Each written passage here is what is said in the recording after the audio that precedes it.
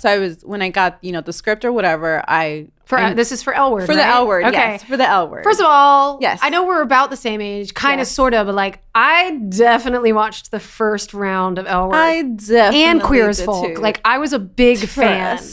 Yeah. Did my parents want me to? Not Absolutely at all. not. No, was it on HBO? Showtime. Yeah, okay. Both of them were. Showtime. It was giving That was Showtime. the naughty. That was the Exactly. naughty. And I remember watching it just being like, holy shit, sexuality. I was like, what? Yeah, women. Whoa. I know. This is possible? Yeah. Crazy. Yeah. Thought it was just in my head. Who was the one character from the first L Word?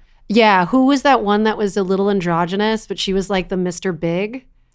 Shane. Yeah, is Shane on this? Miss Kate. Yeah. Yes, okay. she is. And, okay. And I could publicly admit to it because I've told her a bajillion times how she was always my crush on the show. Yeah. And I was inspired to be her. I was like, yes, I love this confidence. I love this attitude. She's messy as hell. But she was Mask, like, though. Wasn't she considered Mask before Mask was like a thing that Gen Z like yeah, does?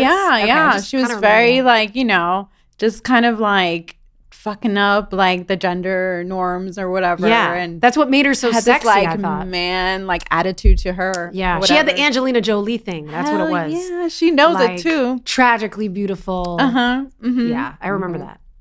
I constantly tell her all the time because when I first met her on the set, it's such a tangent, but when I first met her on the the set, I was like, oh my god, it's gay.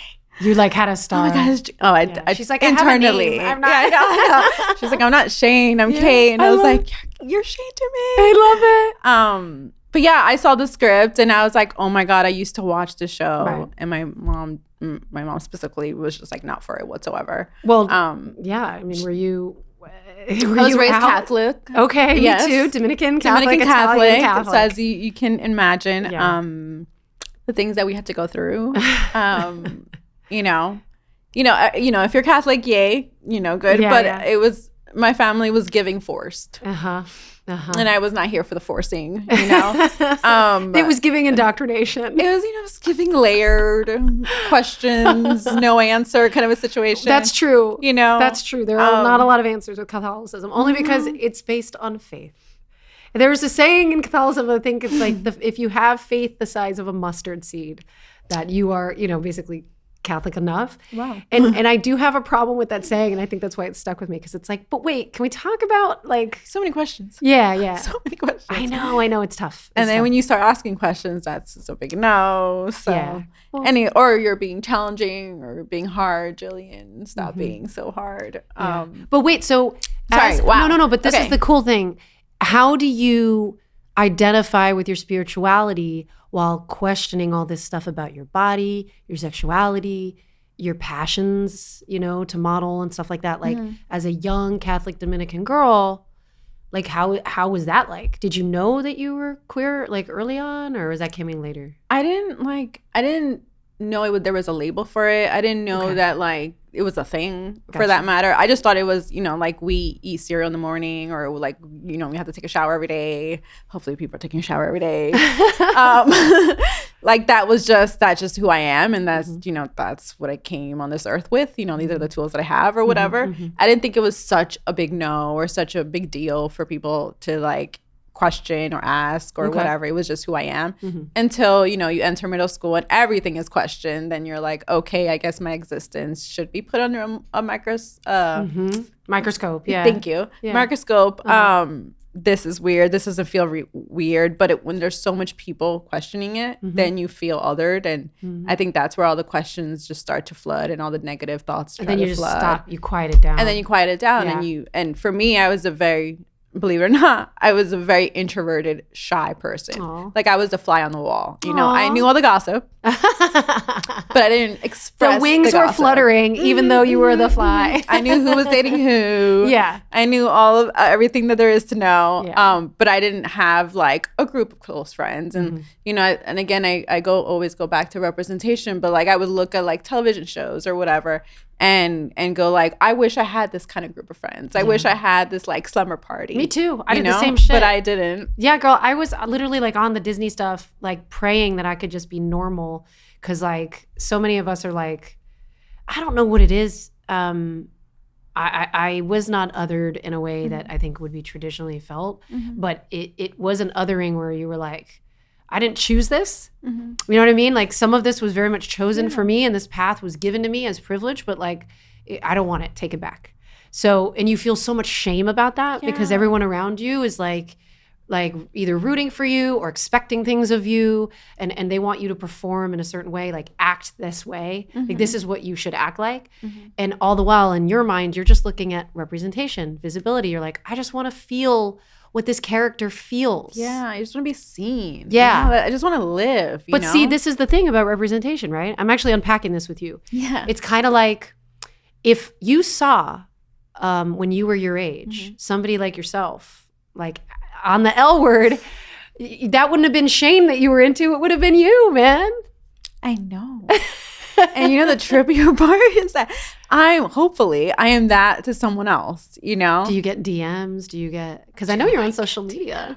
Curdle. We're friends. Yeah. And it's trippy. It's one of those moments where I'm like, oh my God, here I am. Like I kind of like am very present and it really affects me in a way where I'm like, this is why I do what I do. Like this is my receipt, like sure doing, going to fancy events and being you interviewed, blah, blah, is great. And I love it. It's part of the job. Yeah. But like having that moment that somebody had the courage and like the oomph to like DM a stranger and say, you've affected me in that way and you helped me, feel seen or heard and feel like I can continue living my dream or pursuing my dream because I see you on television.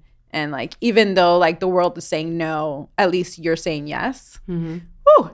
I'm like, God, I wish that would have been like, I wish I was in their shoes saying that to someone if I only would have seen that on television, Yeah. Because during those times where you're trying to figure out, just as a teenager, just trying to figure out who you are and your identity and, where do you fit in the world, and that's already challenging enough, just period. Yeah. As a human, and then to add on of, so you don't exist after school. Like you can't really get a job. You, nobody believes that you can ever have a crush or have a boyfriend or whatever. Like that's super mocked. Or dare I say children. Or dare you say. I follow some really wonderful people who have kids. Yeah. And they for some reason they have a breathing tube. Yeah. But she's the most amazing mom. I love that. And I watch her content and I'm like, I can't fucking complain about my kid not sleeping through the night. Like I need to shut up. No. I know, but okay, I'm going to complain. But at least like she and I complain and we connect on that human level. But regardless, that visibility that's really shitty. It would have helped my mental health so heavily, because, not to say that you need a leader to like do things and, sometimes your own will helps you. But it would have been easier for sure if I knew that there were other people like myself out there. And mind you, I grew up in New York City, so that's already a privilege enough. And there's so much people of every diverse. Oh, it's a melting pot. It's just everything in one city, And it's so almost small. like did you feel less othered than in New York because like you could exist because everyone's existing on the same island? We're all like weird creatures. It's a mess. One city. Oh, it's a chaotic mess. We love this mess so much. I miss the mess. You need to follow. I don't know if you follow Subway creatures. I love Subway. Oh, what they got the pizza rat. It really soothed my soul. Oh, do you see that today? That the rat was like climbing up a whole building with the pizza. No, it was a squirrel. Sorry, it was a squirrel. Oh my God. That account actually soothes my soul. I love And I'm that. like, this is why I miss New York. Yeah, I know. It was so chaotic. It was so chaotic. It really is. But I mean, here's the thing. I don't know. For me, now I go back to New York and I'm never triggered by New York. I just feel really tired because for me, it's always planes, trains, automobiles. I got to go to Connecticut to see family, or I got to, it's rough. It's rough on the body to go back there. I bet. Trust. But so you're here, and obviously L Word just got nominated for a GLAAD award. We did. It better win. Okay. Okay. And we just had the finale. The finale of season 3 just aired. Yes. So in terms of Maddie Bell, like I feel, and I'm probably. I love how you just said that. Because we watching Encanto in my house. So yes, Maribel. Maribel. Do you like Encanto? I love Encanto. Did you see the live? I did at Hollywood Bowl. Yes, I cried. Me Me too. Like, I can't not watch So sad. anything. To watch the full podcast, check it out on the Vulnerable YouTube channel. And to listen to the full podcast, check it out on Apple, Spotify, or wherever you listen to podcasts.